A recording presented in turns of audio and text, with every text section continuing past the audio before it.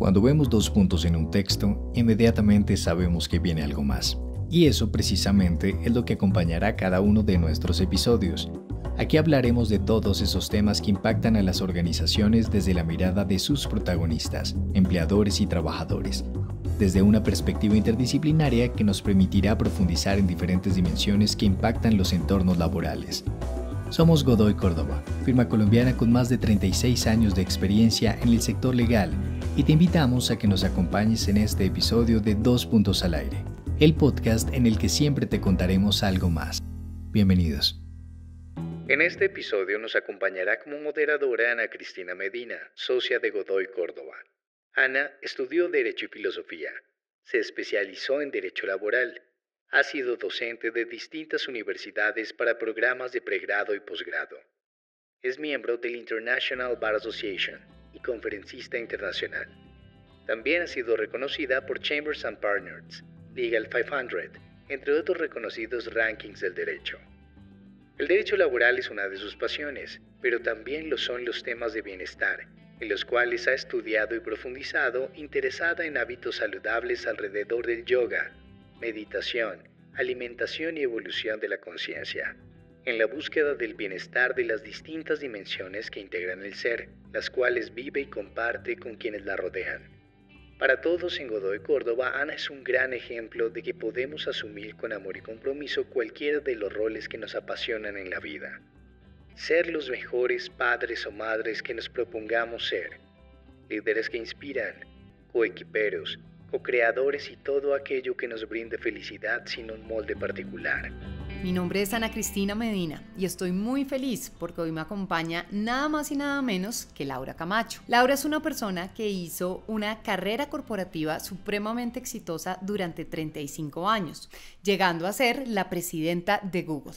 A través de esta carrera, Laura experimentó el síndrome de burnout y después de vivirlo decidió estudiarlo, entenderlo y acompañar a compañías y a personas a atravesar este síndrome. Laura, bienvenida, mil gracias por acompañarnos y por estar aquí. Ana, yo feliz de hablar de ese tema que poco se habla a nivel organizacional. Bueno, pues Laura, cuéntales a nuestros oyentes, porque además yo he tenido la fortuna ya de estar en otros espacios contigo y nutrirme de tu sabiduría, de tu historia, de tus experiencias, pero quiero que nuestros oyentes empiecen oyendo tu historia. ¿Cómo es eso que estando en una compañía tan maravillosa en el concepto de tantos como Google, tú llegaste a vivir el síndrome del burnout?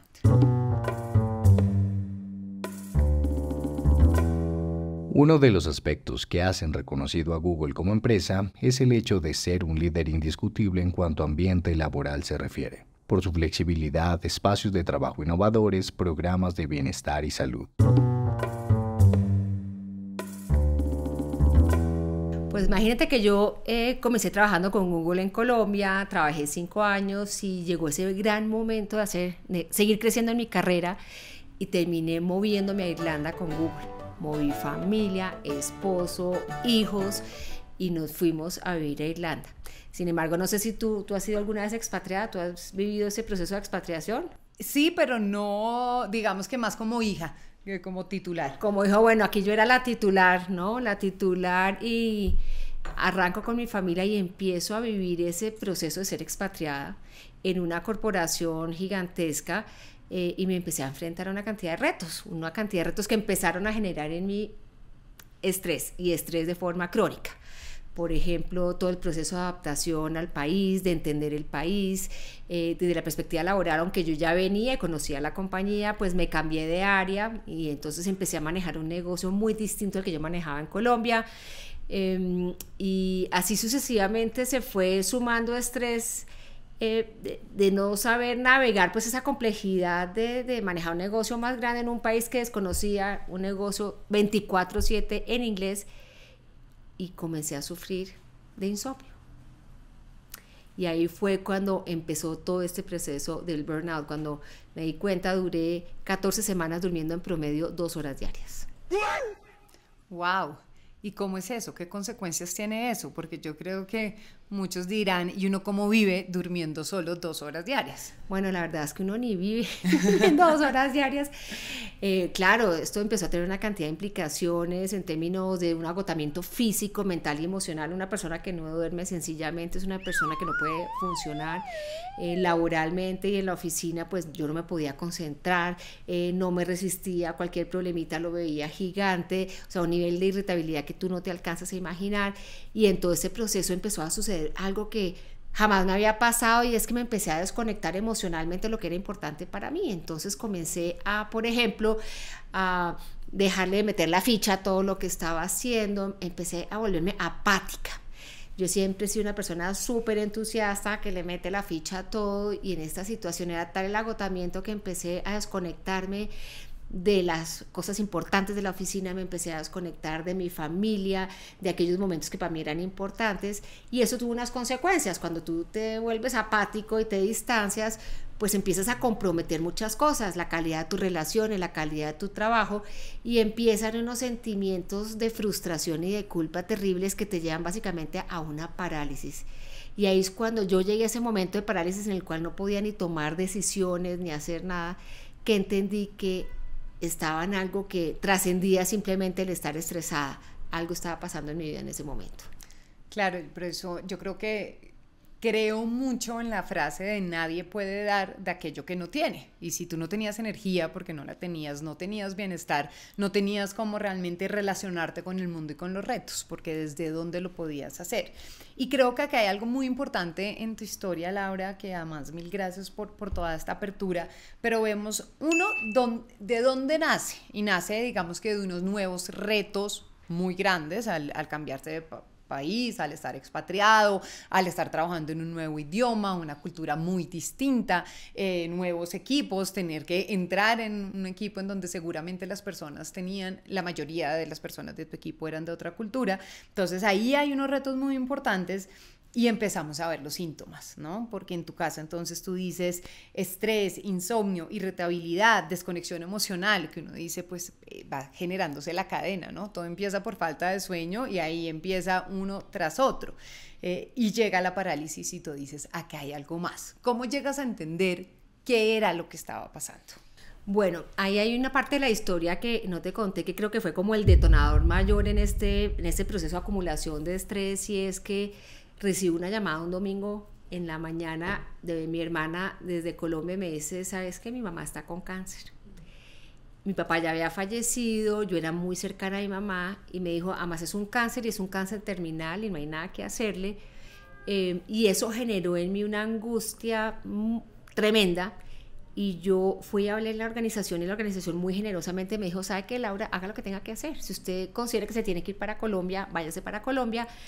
Y efectivamente me senté con mi esposo y dije, mire, sabe que lo que vamos a hacer es empezar a viajar de Colombia a Irlanda, pero yo nunca me imaginé la presión que se iba a generar en mí, porque yo me montaba en un avión todos los domingos a las 10 de la noche hora Londres, y viajaba toda la noche, llegaba a las 4 de la mañana a Colombia.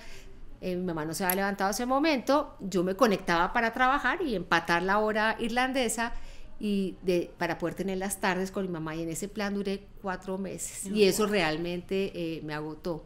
Ahora, ¿en qué momentos? Ahí continuaba sin dormir, además. Ahí todavía no había empezado los síntomas de dormir. Realmente los síntomas empezaron después de que mi mamá falleció. Mi mamá fallece a los 4 meses, yo regreso a Irlanda, y a las pocas semanas empiezo a no dormir.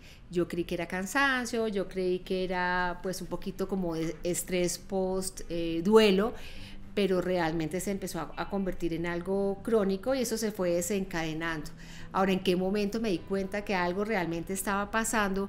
Fue cuando yo viví todo este proceso sola, que eso es un elemento muy triste en la historia, pero que es muy real para mucha gente. Yo sabía que algo andaba mal, pero a mí me daba pena levantar la mano y pedir ayuda. Y yo me empecé a tragar este sapo callada. Yo empecé a no compartir esto con absolutamente nadie, porque ¿sabes qué? ¿Por qué? Quisiera hacerte la pregunta de ¿por qué? Porque creo que de esa raíz otras personas pueden entender que no deben callarse. ¿Tú por qué decidías callarte? Sencillamente porque a nadie le gusta ser vulnerable o mostrarse vulnerable en las organizaciones. Tú que vienes del mundo corporativo sabes que en este mundo la vulnerabilidad es vista o puede ser percibida como una debilidad. Y era mucho lo que estaba en juego, era mi carrera, era la primera de la familia que me iba a trabajar por fuera, estaba en un cargo súper directivo, se le había hecho mucho ruido a ese movimiento en Colombia cuando yo me fui, entonces había mucho en juego. Y para mí eso que estaba viviendo era una señal como de debilidad, ¿no? Como que me estaba quedando grande este trabajo que yo estaba haciendo. Y yo lo confundí con una dificultades para el cumplimiento de objetivos, pero yo nunca supe que yo lo que estaba era enferma. Entonces, cuando tú estás en esa situación, empiezas a esconder y a vivir el proceso solo. Y además de ser doloroso, supremamente preocupante, porque si tú te aíslas en esos momentos, tú lo que más necesitas es el apoyo de tus seres queridos. Si tú te alejas y te aíslas, pues entras en un hueco que es muy difícil salir. Y cuando me di cuenta, tu pregunta, que yo ha tocado fondo, es cuando en una de estas noches de insomnio mi esposo se despierta. Yo ni siquiera había hablado con mi esposo sobre este tema y me dice, ¿qué te pasa? Le dije, no, es que no, llevo mucho tiempo sin dormir. Me dijo, pero esto no es posible. Y yo simplemente empiezo a llorar y llorar y llorar, y duré 4 horas llorando y no podía parar. Y fue él el que me pidió, o el que me obligó, o el que me empujó a empezar a pedir ayuda y empezar a enfrentar lo que yo no sabía en ese momento que estaba viviendo, pero que sabía que no estaba bien en mi vida. Creo que tocas conceptos muy importantes y que pueden empezar a ser herramientas para nuestros oyentes, y es el tema de la vulnerabilidad. Yo creo que los hombres nos podrán expresar el por qué sienten que no deben ser vulnerables, pero creo que yo te lo diría desde una posición de mujer, en donde yo durante mucho tiempo sentía que realmente no podía ser vulnerable, porque además uno siente, ese es el estigma de la mujer, ¿no? Ahí nos quieren encasillar, en donde somos más vulnerables, en donde somos más débiles, entonces casi que uno siente que tiene que venir y probar lo contrario. Entonces, sí, yo puedo estar embarazada y puedo tener 9 meses, y yo me acuerdo que decía, me voy caminando a litigar si hay paro, porque es que no importa que yo esté embarazada, yo no estoy enferma. Y eso como solo un ejemplo de todo lo que uno siente que tiene que ir en contra de la corriente para mostrarse pues como sólido y jamás vulnerable. Como tú decías, a mí nada me queda grande. Y un poco el entender y el abrazar ese concepto de no hay nada más lindo que dentro de nuestra humanidad, la vulnerabilidad, e inclusive en los líderes. Yo creo que todos hemos vivido como cuando un líder expresa y muestra su vulnerabilidad, eso genera inmediatamente aún mayor conexión, admiración, porque es reconocernos en nuestra humanidad. Entonces creo que ese concepto que muchos hemos tenido, que tú tenías, que yo he tenido, de no hay que mostrarse vulnerable, es algo que debemos desvirtuar, y es por el contrario, el ser capaces y lo suficientemente valientes de mostrar nuestra vulnerabilidad, creo que nos hace, dentro de este mundo corporativo, aún mejores líderes y aún mejores trabajadores, porque vamos a buscar las herramientas correctas en lugar de callar y dentro del silencio pensar que todo va a pasar, porque no pasa. Vuelve y toca la puerta más duro, como creo sucedió en tu caso. Bueno, y entonces entra la ayuda. ¿Qué sucede? Síguenos contando esta historia. Bueno, entonces, digamos que el primer paso, mi esposo me dijo, ve y hablas en la oficina y habla con tu manager y dile qué está pasando. Entonces, efectivamente, al otro día me monté en el tren, llegué a la oficina, mi jefe era español, pues, y en ese momento le dije, mire, estoy pasando por una situación muy difícil, le conté, y fue una conversación dificilísima. Fue una conversación dificilísima porque él no se esperaba, ¿no? El imaginario de, bueno, a esta mujer le dimos toda la libertad para manejar la enfermedad de su mamá, se fue 4 meses, prácticamente estuvo semipresente en la oficina, o sea, le hemos dado todo lo que le hemos podido dar, esta compañía tiene todos los gigs que tú quieras en términos de beneficios, los usa, como así que esta mujer se está tostando, ¿no? Sin embargo, muy inteligentemente lo que hizo es, mire, esto me desborda mi capacidad de manejo, venga, llamamos a recursos humanos. Y entonces se activó el protocolo de la compañía y obviamente la organización pues tiene una estructura muy clara en el manejo de situaciones similares, y ahí mismo pues entraron a prestarme todo el apoyo. El primer apoyo fue asignarme un psicólogo pagado por la compañía, digamos, para que me acompañara ese proceso. Y lo segundo, y que fue recomendación del psicólogo, me tenían que aislar un poco de la presión normal del negocio, porque pues no sé si bueno, todos los negocios son súper de presión, pero en esta área en que yo estaba era el negocio de venta a escala, que básicamente pues se factura por minuto, ¿no? Y si tú no cumples la cuota sale en rojo día a día. No es que haya que esperar el trimestre para saber si lograste los objetivos. Es un negocio muy inmediato y de mucha presión. Entonces parte de la recomendación era que me tenían que sacar de esa zona de fuego para permitirme descansar y un poquito desconectarme, y me terminan dando una licencia remunerada de 3 meses. Tú me dirías, ¿pero por qué 3 meses? Bueno, es que los ciclos de venta en este tipo de compañías son 3 meses. Porque por recomendación obviamente del psicólogo pues necesitaba realmente recuperarme, yo estaba muy mal en ese momento, y ahí es cuando empieza este proceso. Pero curiosamente a mí nunca me diagnosticaron con burnout en esa primera fase. Para ellos yo estaba estresada. Según la Organización Mundial de la Salud, el burnout es un síndrome conceptualizado como el resultado de un estrés laboral crónico que no ha sido satisfactoriamente manejado, que entre muchos otros presenta síntomas como sentimientos de baja energía o agotamiento, distancia mental del trabajo, sentimientos de negativismo y una reducida eficacia profesional. No se hablaba del burnout, y por una sencilla razón, y es que el burnout como síndrome laboral no fue definido por la Organización Mundial, sino como tal hasta el 2019, y fue en mitad de año del 2019 donde yo estaba viviendo ese proceso. Entonces todavía no había protocolos, no había claridad de cómo abordarlo. Entonces para ellos yo estaba con un tema de agotamiento crónico, y como tal pues había que tratarlo, pero nadie hasta ese momento me empezó a hablar de burnout, y por lo tanto terminó siendo todo este proceso de recuperación un proceso de descubrimiento de qué funcionaba y qué no funcionaba en estos casos. Y ahí fue cuando yo tuve que, estudiando y con la ayuda de este psicólogo, empezar a construir ese proceso de recuperación. ¿Qué herramientas empezaron a ayudar? ¿O cómo empiezas a salir? Bueno, como te digo, lo primero fue que me sacaron de la línea de fuego, como digo yo, y digamos me mandaron a mi casa, pero el primer ejercicio fue volver a recuperar mi energía física. Una persona que no duerme, pues es una persona que no puede funcionar, claro, literalmente. Entonces empezó todo este tema de revisión, por ejemplo, de la alimentación. Me cambiaron totalmente la dieta. No sé si tú sepas, pero la comida tiene una incidencia 100% sobre el estado de ánimo. Por supuesto. Y aunque yo no estaba depresiva, yo sí tenía una variabilidad anímica importante. Entonces me cambiaron la dieta y me mandaron una dieta de bajo índice glicémico para, pues digamos, para evitar esos flujos emocionales de, ¿no? Cuando uno come mucho carbohidrato, pues la insulina se dispara y alborota la glicemia, y había que nivelar eso. Entonces lo primero fue una dieta bajo índice glicémico. Entonces tuve que empezar a comer semillas y a comer más proteína, a cuidar mucho el tipo de frutas que estaba comiendo. Entonces bueno, ese fue como el primer paso para evitar por lo menos las variaciones anímicas que yo estaba teniendo en ese momento. El segundo tema fue el sueño. Entonces no me medicaron, fue una decisión del médico no medicarme en ese momento.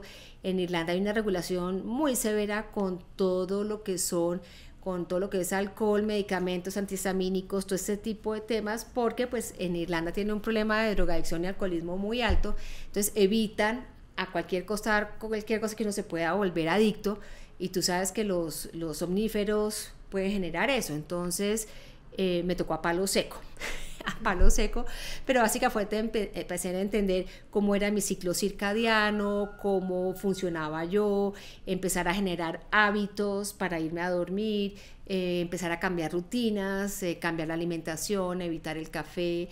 Pues el alcohol, yo nunca he tomado alcohol, entonces digamos que el alcohol ahí no era un tema importante.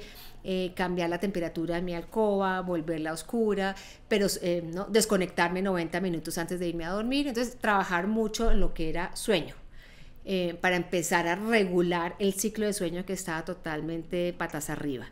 Y el tercer tema en la energía física fue el ejercicio. Claro, cuando yo me empecé a agotar, yo siempre he sido una persona que ha hecho mucho ejercicio, pero cuando yo viví esa fase de agotamiento, lo primero que corté fue el ejercicio, porque claro, o dormía un par de horitas después de ese insomnio, o no podía con mi vida, entonces yo dejé hacer ejercicio.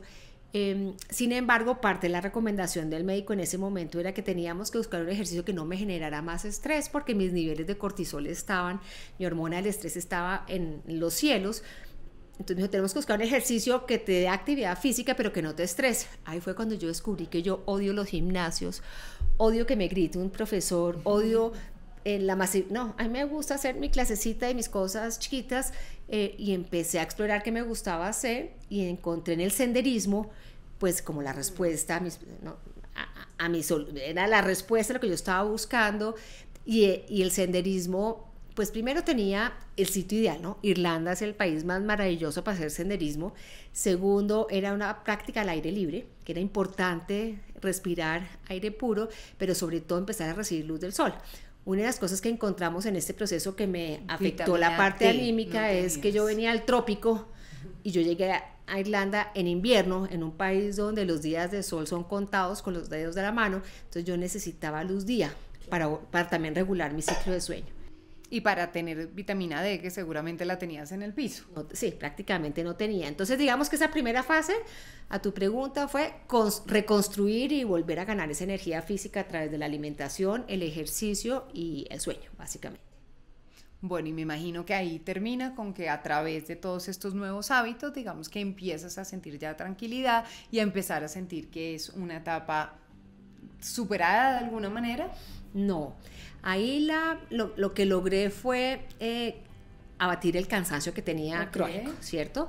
Pero yo todavía estaba muy inestable, estaba con muchos miedos, eso genera muchísima ansiedad, ¿no? Como inseguridades. Entonces la siguiente fase, que también fue trabajada con mi psicólogo, era que yo tenía que empezar a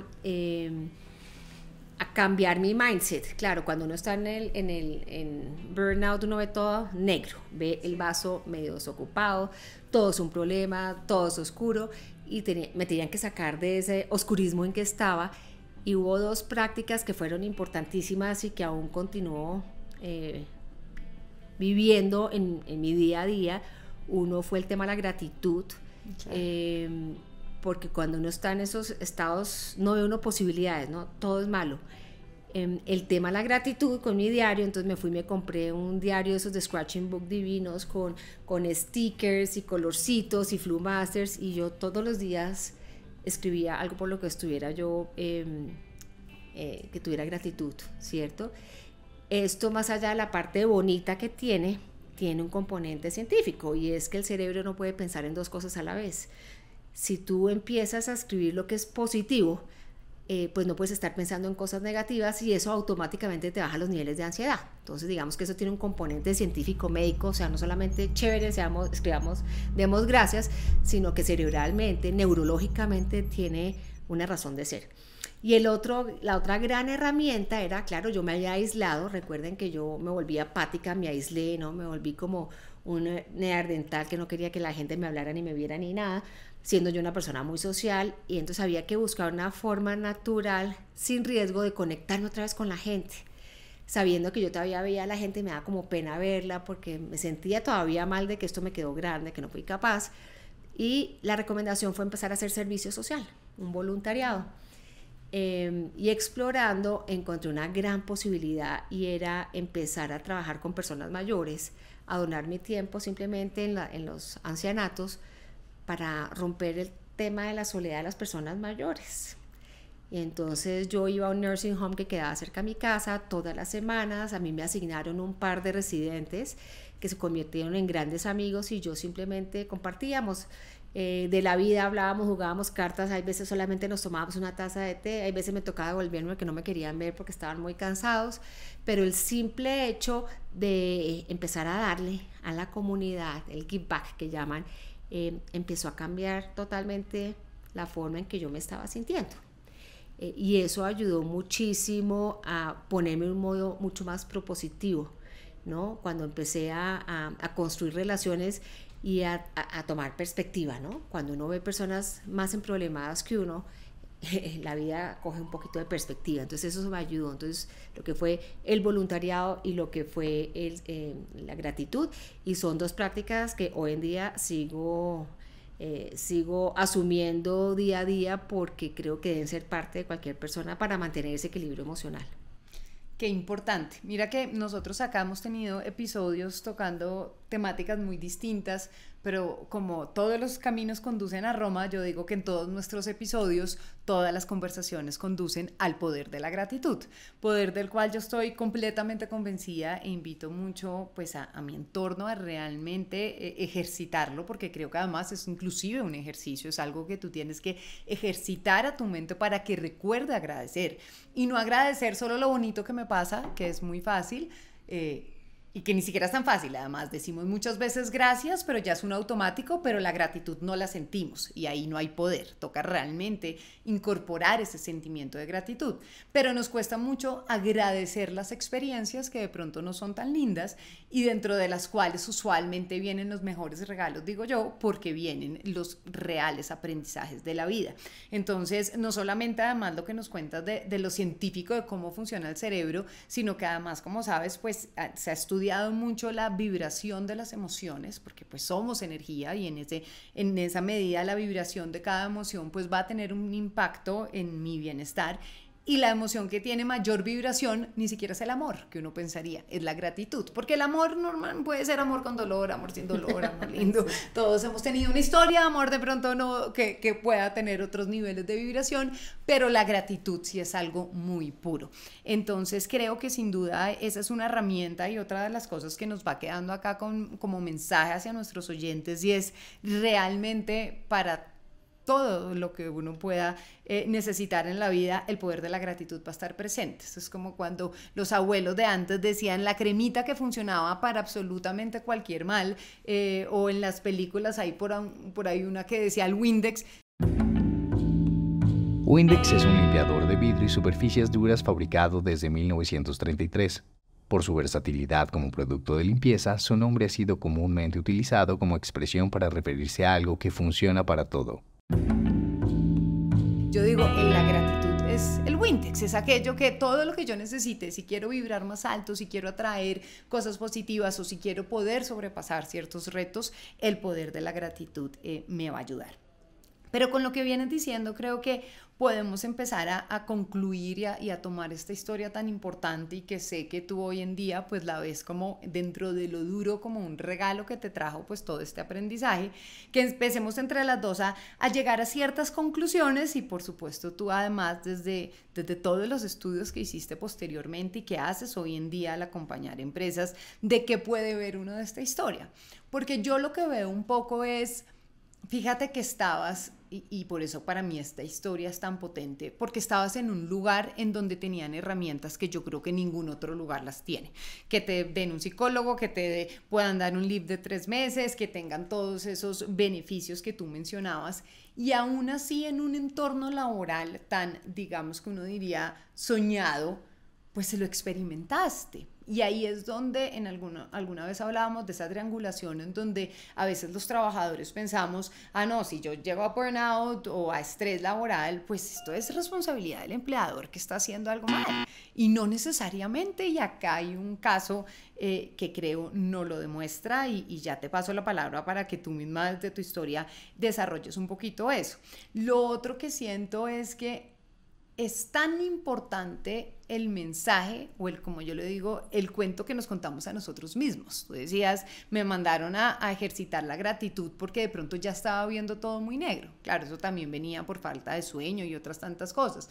Pero creo y digo yo que hoy en día nos queda muy fácil caer en un cuento en donde sin darnos cuenta poco a poco vamos sembrando la semilla para ver las cosas de forma oscura.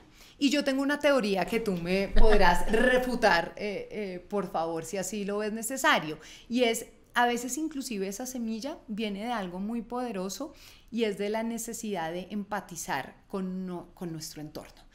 Tú sabes que venimos de tribus y tenemos como en ese inconsciente el querer encajar, el querer hacer parte. Y eso pasa hoy en día que alguien llega y dice, uy, estoy cansado, estoy trabajando mucho, y la respuesta de uno inmediatamente es, uy, sí, yo también. O lo que uno más oye en cualquier lugar es, ¿cómo vas de trabajo? Uy, llevado.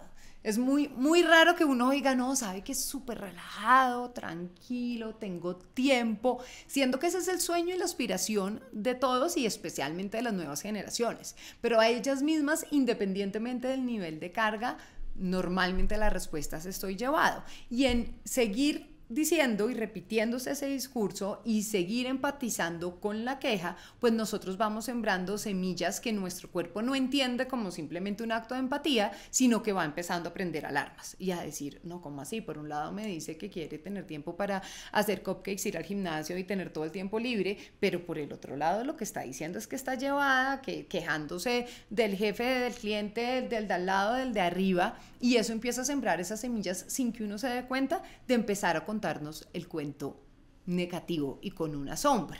Y ahí yo creo que hay un poder y por eso viene el poder de la gratitud y empezar a, venga, si usted empieza a enfocarse dentro de lo positivo, no solamente eso va a tener una reacción distinta en su cuerpo, sino va a traer más cosas positivas. Pero hasta ahí voy a hacer una pausa porque quiero hacer otros comentarios, pero quiero que construyamos hasta ahí. Bueno, tú has tocado dos temas que son fundamentales. El primero es las responsabilidades en estos temas.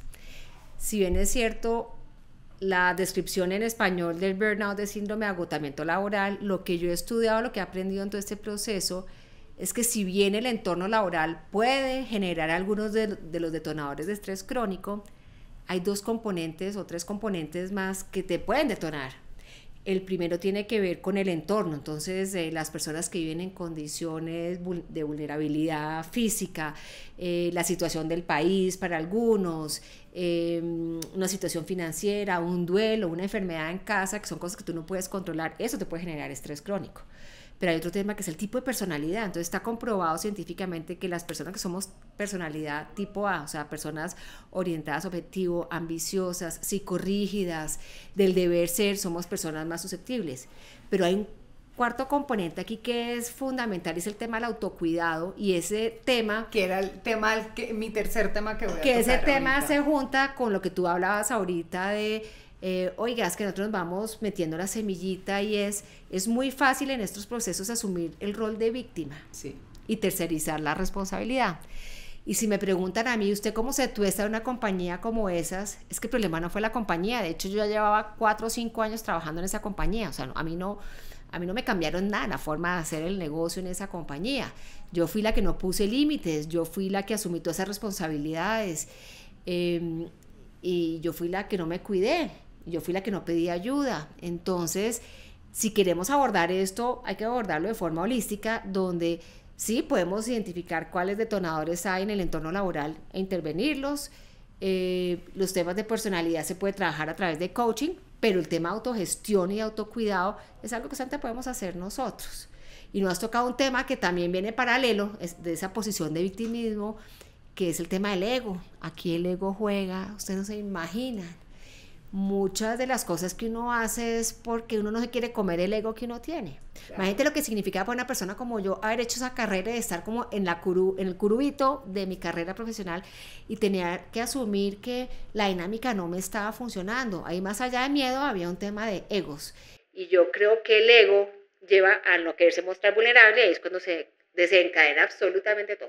Bueno, Laura, aunque creo que de una u otra medida hemos hablado del tema del autocuidado, yo quiero hacer como un énfasis especial ahí, porque cuando yo oía tu historia y esa etapa inicial y la enfermedad de tu madre y todo lo que sucedió, a mí lo primero que se me vino a la cabeza es, pues pusiste a tu trabajo y a todo tu entorno, por supuesto desde las razones más lindas de tu corazón, pero terminaste poniendo todo por encima tuyo. No hubo realmente ningún nivel de autocuidado en la toma de esas decisiones. No pensaste, bueno, sí, el avión puede ir y venir y puedo trabajar, y organizaste tus horas de trabajo y tus horas de atención a tu madre, pero en ningún momento pensaste en ti.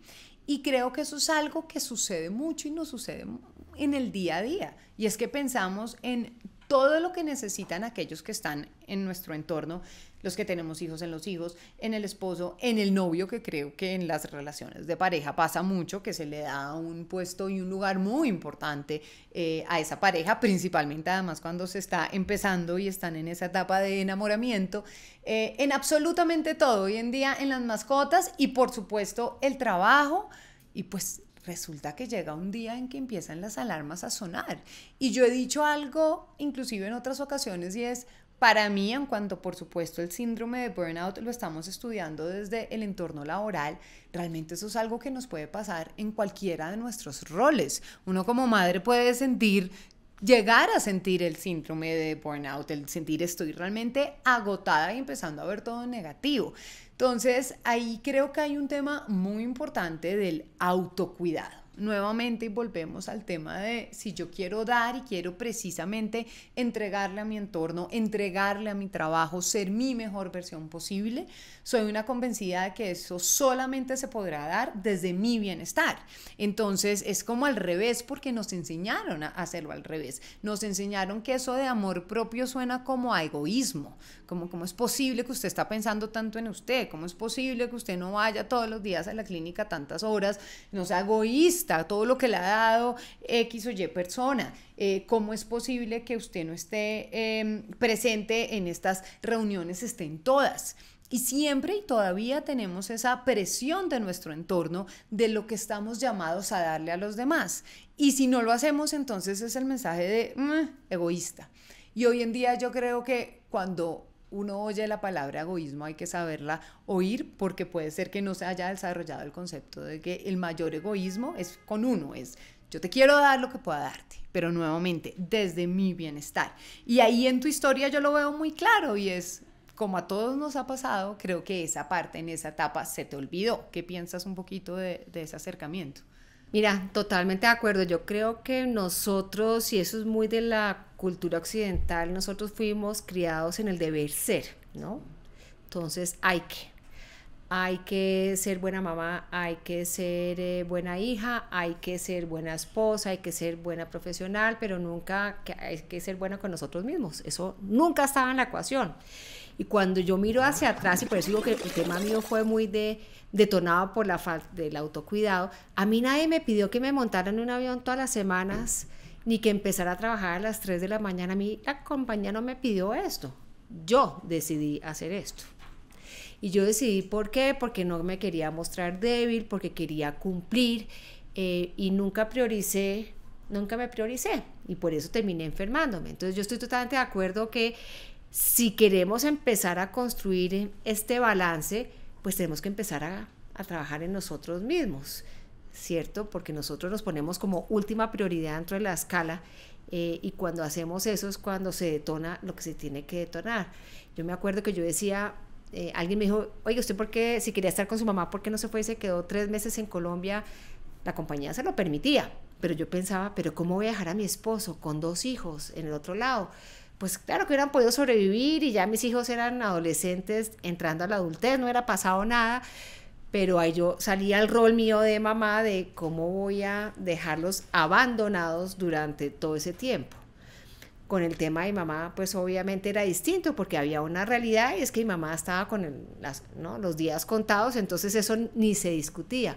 Pero yo con toda seguridad hubiera podido gestionar por lo menos el tema de la viajada, de los horarios de trabajo, y haber sacado un espacio para mí, sobre todo que yo era una persona que siempre había hecho ejercicio, una persona que socializaba, que me conectaba con la gente, y cuando me veía abrumada con esta cantidad de situaciones, pues obviamente prioricé lo de terceros antes que lo mío, y fue cuando llego donde llego. Entonces sí creo que aquí el tema del autocuidado es fundamental, y jamás asumirlo como un tema de victimismo, porque hay ese riesgo, ¿no? De que yo, pobrecita, tan sacrificada, entonces me sacrifico yo por ayudar a los otros. No, eso no hay cual cuento.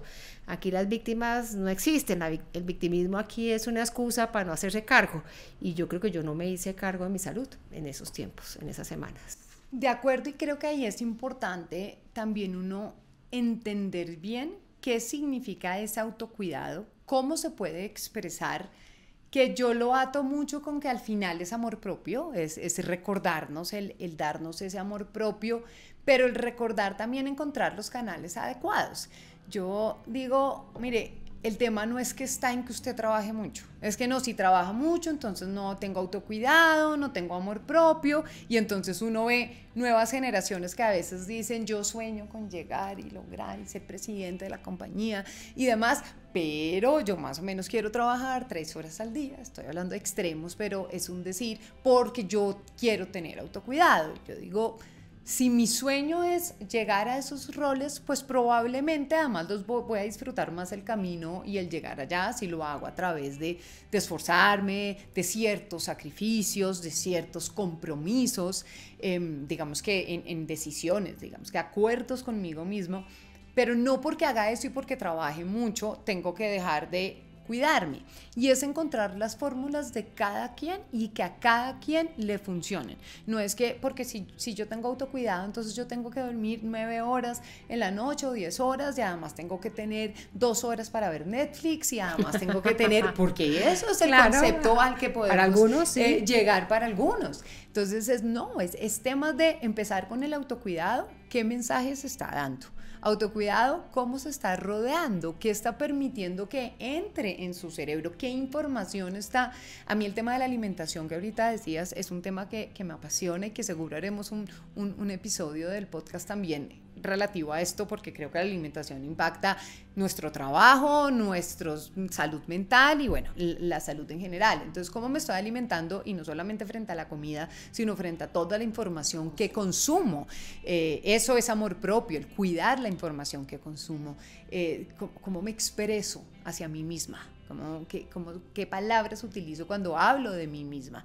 Que normalmente no somos tan queridos con nosotros mismos, ¿no? Nos damos durísimo. Nos damos durísimo. Entonces, para mí el concepto de autocuidado va más allá de también tener entonces ahora un escenario utópico de lo quiero todo, pero no voy a entregar nada porque primero mi autocuidado, sino cómo en las pequeñas cosas y en las buenas tomas de decisiones me cuido. Bueno, tengo que asumir estas responsabilidades. Tú ponías los ejemplos, cómo hubiese podido no necesariamente renunciar, pero sí trabajar desde Bogotá. Entonces, quiero acá como llegar a ese mensaje de la mitad de tampoco generar, ahora entonces todos nuestros oyentes vayan y digan que necesitan trabajar menos y horas de autocuidado, sino el autocuidado es una decisión de cada minuto de nuestras vidas. Totalmente de acuerdo, y eso tiene que ver con un elemento que es fundamental, y es que el autocuidado, la forma de autocuidado es tan personal y tan íntimo que no es comparable. Y yo creo que el éxito para que esto funcione, cuando hablo de eso funcione, es que uno pueda desarrollar una carrera exitosa, pueda lograr sus objetivos, la pueda sacar del estadio, que creo que es algo que todos queremos. Tenemos que encontrar cuáles son aquellos factores que nos van a permitir manejar los niveles de energía y tenerlos bien. Padres, hijos, amigos, trabajadores, ¿es posible tener balance en todos los roles de nuestra vida? Escucha el episodio Felicidad sin moldes de nuestro podcast 2 Puntos al Aire, en el que a través de la experiencia de Camila Escobar, presidenta de Procafecol Juan Valdez, y reconocida por Forbes como la CEO del año 2024, descubrimos muchas dimensiones que contribuyen a nuestro bienestar. No te lo pierdas. Hay un libro que a mí me gusta mucho que se llama CEO of Me, que habla precisamente de cómo las mujeres tenemos que empezar a encontrar la forma de organizar nuestras vidas de tal manera que nos funcione. ¿Qué quiere decir esto?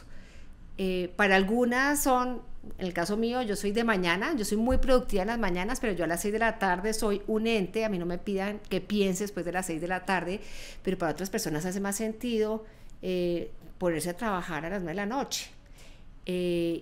Ninguna de las dos es ni buena ni mala, a cada uno le funciona una forma de pensar, pero seguramente esa persona que trabaja a las 9 de la noche, pues puede ir a una clase de pilates a las 9 de la mañana a la hora que yo estoy trabajando.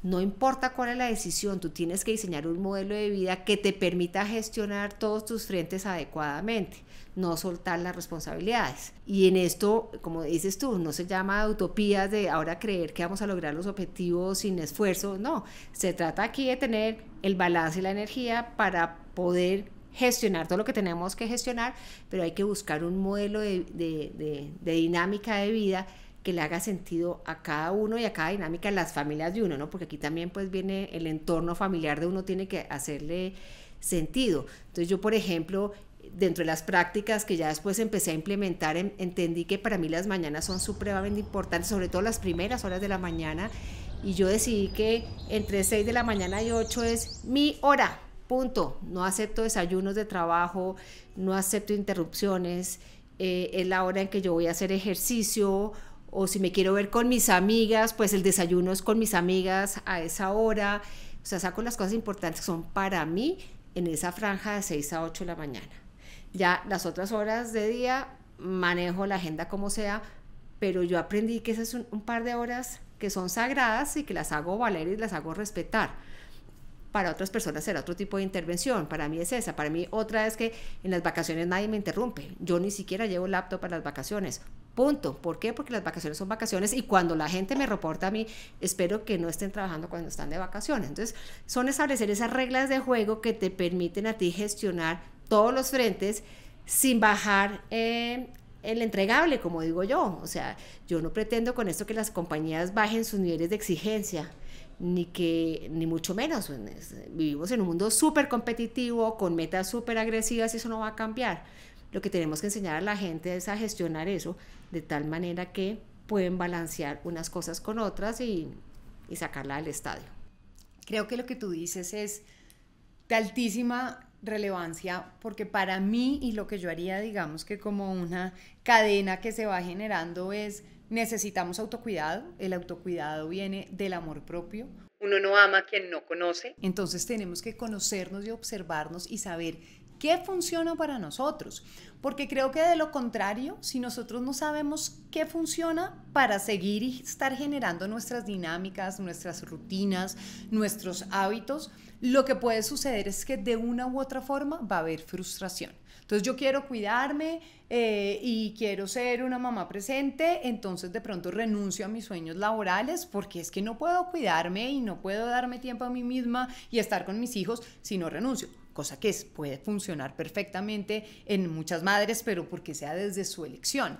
Pero también creo que es factible el elegir como muchos queremos elegir, querer sacarla del estadio laboralmente, querer hacer carreras, digamos, que necesitan de tiempo, dedicación, de esfuerzo, al mismo tiempo ser mamá presentes, al mismo tiempo ser apasionados por el bienestar, que en mi caso es una de mis pasiones, e igual tratar, digamos, de estar en todos los eslabones, el de esposa, el de trabajadora, el de líder, y poder lograrlo. Yo sí creo que es posible, pero creo que es posible desde el conocimiento de qué me funciona a mí. Primero entender, eso lo elijo yo, primero, eso no es la fórmula para todos, cada quien tiene que decidir qué elige. Desde esa elección, y quiero que ahorita hablemos un poquito de la importancia de recordar la elección, saber qué me funciona a mí. ¿Son las horas de la mañana? ¿Son las horas de la tarde? ¿Es qué funcionan mis rutinas? Y desde ahí el saber que me estoy cuidando, que cuando estoy abarcando diferentes frentes, igual me estoy cuidando. Y ahí digamos que creo que es amoroso conmigo también no tener que renunciar a ciertas cosas que para mí son de vital importancia, porque igual sí creo que siempre vamos a tener que tener renuncias. Claro, siempre. Eso te iba a decir yo. Digamos que parte de este proceso es aprender. Para mí el tema del bienestar y este balance es como un maratón. No es una carrera, un sprint de 100 metros, sino es un maratón donde hay partes de la etapa en que tú le bajas el ritmo y hay que bajarle el ritmo y está bien bajarle el ritmo, y hay otros momentos en ese maratón que se la metes toda porque tienes que cruzar esa línea, ¿cierto? Para mí el bienestar es eso, no siempre vas a estar al 100, no siempre vas a poder hacer todo lo que tú quieras. Siempre van a haber renuncias. Lo importante de estas renuncias es que sean conscientes y sean una decisión tuya y no del entorno, ni obligadas, ni absolutamente nada. Yo en mi vida profesional tuve que renunciar a muchas cosas para poder compaginar y tuve que priorizar, y eso está bien, pero eso después lo pude compensar. Entonces eso es un tema de, sí, hay renuncias, pero hay compensaciones, y lo importante es tener esa balanza bien entre la renuncia y la compensación, para que al final del día no haya frustración. Pero evidentemente yo desmitifico el rol de la supermujer. Nosotros no lo podemos tener todo, o por lo menos no todo a la vez, ¿no? Habrá momentos que le damos más énfasis a unos temas que a otros, y hay que entender que esa es la dinámica. Esto es un juego a largo plazo, no a corto plazo. Sí, yo siempre digo que nos volvimos muy, y creo que lo he dicho en este escenario de quiero ser la supermujer o no, no debo ser la supermujer tampoco ahora, y yo al final digo, claro que puedo ser la supermujer, pero es que la supermujer no es la que tiene que chulear todo. 25 casillas y todo, es la que yo decido ser, es mi versión de supermujer con la que yo elijo ser en mi versión, entendiendo que, como tú dices, hay renuncias que hay que hacer. Yo puedo decir, yo quiero tener un rol profesional y ser exitosa en ello, pero también decir en este momento de mi vida, que a mí me pasó al principio, bueno, y quiero, y soy abogada, y hago esto, y bienestar, y liderazgo, y además quiero ser profesora, y además quiero viajar, y además quiero estar en todos los congresos, bueno, pues eso realmente llega a un punto en donde eso no va a ser compatible con mis otros roles. Entonces ahí hay ciertas renuncias, pero uno dice, igual puedo sacar esta carrera adelante. ¿De qué forma? Igual con, por ejemplo, los hijos, cada quien tendrá sus roles. Tengo que estar en absolutamente todo apenas llegan y hacer, no necesariamente en todo, pero sí voy a elegir cuáles son sus momentos de verdad para en ellos estar en su mayoría presentes. Claro. Entonces creo que es también uno flexibilizarse y entender qué es lo importante dentro de cada uno de estos roles. Creo que quiero ir al tema de la víctima y del ego, porque creo que lo mencionaste y para mí ese es esencial dentro de todo este cuento. Porque yo soy una convencida, creo que al igual que tú, que idealmente la compañía sí debe dar herramientas. Yo creo, y es uno de mis propósitos, el ojalá llevar este mensaje a cómo la compañía puede tener la bonita oportunidad inclusive de poder regalarle a las personas que trabajan en conjunto por su mismo sueño, el de la compañía, herramientas de bienestar. Creo en eso. En Godoy Córdoba, pues como algunos lo saben, tenemos la Escuela del Ser que pretende precisamente entregar esas herramientas, pero al final yo creo que todos los seres humanos tenemos que ser muy responsables de toda nuestra realidad y todas nuestras co-creaciones y de toda la perspectiva y enfoque que le damos a la vida. Porque al final tú puedes estar en una compañía como Google, y no es tu caso que siempre, que nunca la responsabilizaste, pero no me extrañaría que hubiese alguien que se ponga las gafas incorrectas y le vea el punto negro en la pared siempre, o uno puede estar en otro lugar en donde de pronto no sean las condiciones ideales, pero si yo tengo la perspectiva correcta, seguramente voy a generar nuevas oportunidades y voy a estar en bienestar. Pero tendemos muchos a ser la víctima y a responsabilizar a otros de todo lo que nos pueda pasar y a esperar de que no solamente son los culpables de haberme llevado a donde esté, sino son los culpables de sacarme de donde estoy. Y resulta que eso no puede suceder, así llegue, ahí sí, el superhéroe no va a pasar si yo no me responsabilizo. Entonces, hablemos un poquito de eso de la víctima y ahorita pasamos al tema del ego, que creo que es vital. Mira, el tema del victimismo es una respuesta inconsciente a un temor que hay, y ese temor es a quedar mal. Generalmente las personas que entran en victimismo es porque quieren agradar a los demás. En algunos momentos de su vida o no fueron tenidos en cuenta o no tuvieron la atención necesaria, y trata uno de darle gusto a todo el mundo, y cuando uno sabe que no le puede dar gusto, pues la reacción es hacerse la víctima. El mejor antídoto contra ese victimismo es hacerse cargo, así de simple. Entonces, mi recomendación a todos los oyentes y las personas que les interesa este tema es la autogestión. El hacerse cargo es el primer paso para poder construir lo que queramos construir, no tratándole de darle gusto a nadie sino a nosotros mismos y a los compromisos que hemos adquirido pues con el entorno, ¿no? Con nuestra compañía, con nuestras familias, con nuestros seres queridos, pero nos tenemos que hacer cargo. Completamente de acuerdo. Y para ir cerrando, antes de llegar a unas conclusiones, yo diría, pues el ego, que es aquel que viene en teoría a protegernos, porque yo creo que uno no debe pelear con el ego, es parte de nosotros, nuestra mente tiene en teoría la misión de protegernos, pero en ese deseo de protegernos es el que usualmente nos nubla. Entonces nos quiere proteger de quedar mal. Usted no vaya a mostrarse vulnerable, porque ¿cómo así? Usted es la super Laura que ha logrado todo esto, entonces no cuente qué le está pasando. Entonces hay que entender que hay que abrazarlo dentro de su realidad y deseo de protección, pero también hay que decirle cuando no nos está funcionando y desde él no podemos actuar. Yo creo que en eso coincidimos. Totalmente de acuerdo.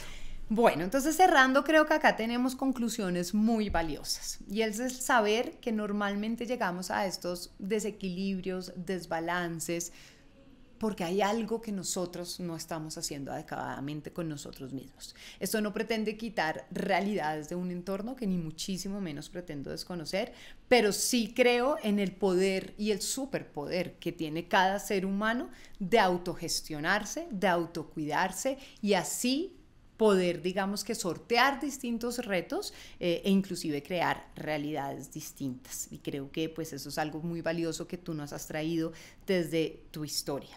Creo que es muy importante siempre que yo recuerde que lo que estoy haciendo es el resultado de una elección, porque desde ahí vamos a tener una aproximación distinta, inclusive creo que yo neuronal, física, desde nuestro cerebro. Muchas veces decimos, es que hago esto porque me toca. Y sí, hay cosas que uno diría y a uno le enseñaron eso los papás, mijito, es que toca. Y toca y uno tiene que hacerlas. Hay cosas que no le van a gustar en la vida, pero toca. Pero al final yo creo que todo en la vida, directa o indirectamente, es resultado de una elección. Yo puede que dentro de mi trabajo tenga cosas que me apasionan y fluyo y otras cosas que me cuesten un poquito más, pero yo tengo la elección de estar en ese trabajo. Y hay quienes dirán, no, pues de eso se dice desde, como dicen algunos, desde el poder decidir si trabajo o no trabajo, pero cuando hay necesidad de trabajar, al final siempre hay una elección, así sea no como o voy a trabajar, hay una elección y creo que eso no lo digo para sonar romántica, sino porque creo que ese mensaje, como ya lo dije al interior de nosotros, es muy poderoso. Yo elijo estar acá, yo elijo estar en una reunión que me pueda tener incómoda, yo elijo enfrentarme a este reto y a esta incomodidad que me va a generar aprendizaje, porque creo que eso ya va a cambiar un poquito cómo me acerco hacia eso.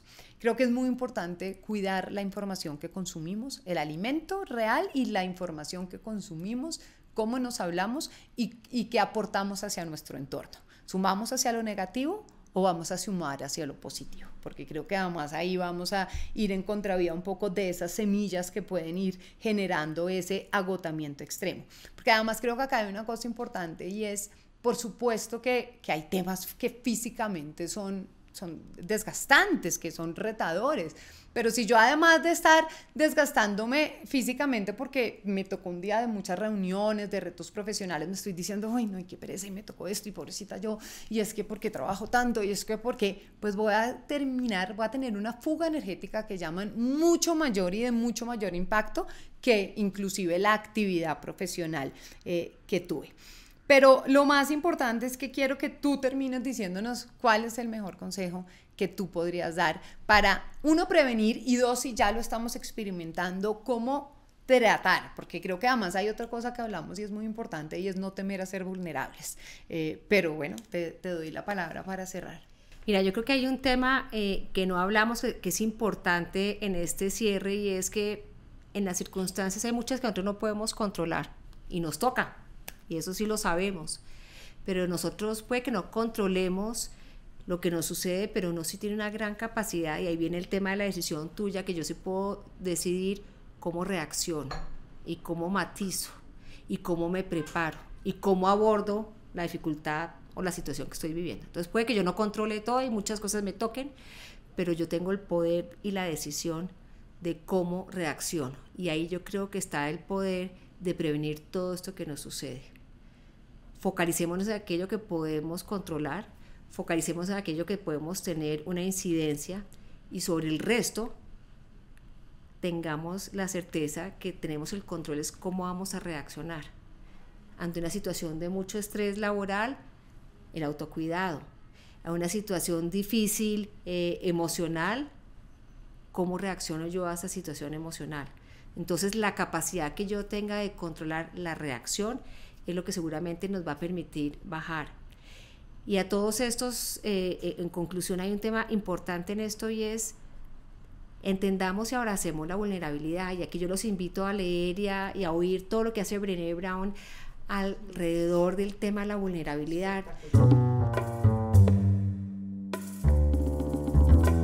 Brené Brown es una profesora e investigadora de la Universidad de Houston que estudia la valentía, la vulnerabilidad, la vergüenza y la empatía desde hace más de 20 años.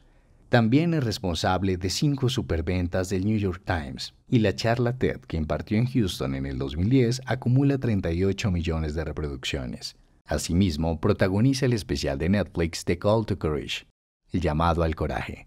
No te lo pierdas. La vulnerabilidad es un signo de fortaleza, no de debilidad.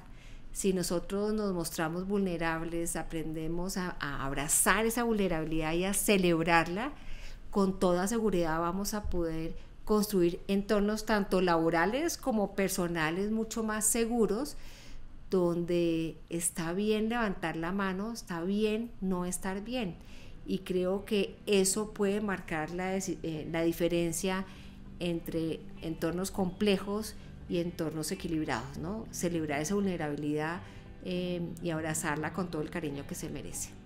Valiosísimo, y me encanta el concepto de contrarrestar de alguna forma o de equilibrar. Si sé que estoy en una semana de alto estrés o exigencia laboral, ¿cómo saco así sea 30 minutos en donde voy a hacer algo, además con toda presencia? Porque yo creo que no es simplemente poner ahí sí otra vez Netflix y dejarlo corriendo y en la cabeza es que estoy cansada, sino realmente decir, yo me voy a regalar esos 30 minutos para descansar. Me pasó hoy, hemos tenido una semana con muchos retos y dije, solo tengo 10 minutos, pero me voy a dar todas las herramientas que para mí, que en la autoobservación sé que me funcionan, de 10 minutos de restaurar mi energía, y creo que 10 minutos inclusive pueden funcionar. Ojalá siempre sea más, pero funciona. Y mi último mensaje para todos es, yo creo que el poder del disfrutar lo que hacemos, sea lo que sea, así sea a veces inclusive no nuestra actividad preferida, sino el día a día, el ponerle amor a lo que hacemos, el recordar que nuevamente estamos donde estamos por alguna razón y con algún objetivo, y desde ahí disfrutar el día a día, gozar, ponerle gozo y amar nuestras elecciones. Eso es una herramienta y un antídoto, junto con la gratitud que le hablamos, completamente poderoso. Muchas gracias, Laura, por acompañarnos, por tu sabiduría, por tu historia, por tus conclusiones y mensajes. A nuestros oyentes por oírnos, esperamos hayan sacado mensajes muy valiosos para su día a día de este podcast. Para mí así fue, así que muchas gracias y ojalá nos vuelvan a oír muy pronto. Esperamos que hayas disfrutado este episodio de 2 Puntos al Aire, en el que te contamos algo más. Si te gustó, síguenos en Spotify, LinkedIn y Facebook como Godoy Córdoba, o en Instagram como gc_abogados. Hasta pronto. Los contenidos discutidos en 2 Puntos al Aire expresan la opinión de nuestros moderadores e invitados, pero no representan la posición de Godoy Córdoba frente a las temáticas desarrolladas.